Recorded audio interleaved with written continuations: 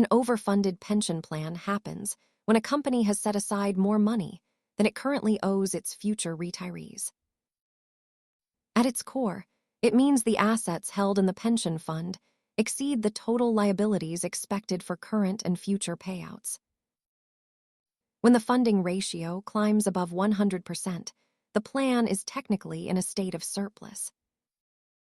Several factors drive this, including strong stock market performance or the employer consistently contributing more than the minimum legal requirement.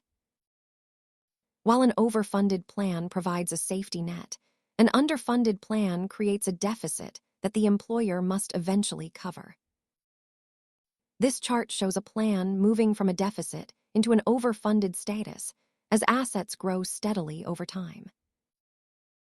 Remember that this surplus is locked within the pension trust, specifically to secure future retirement benefits for employees.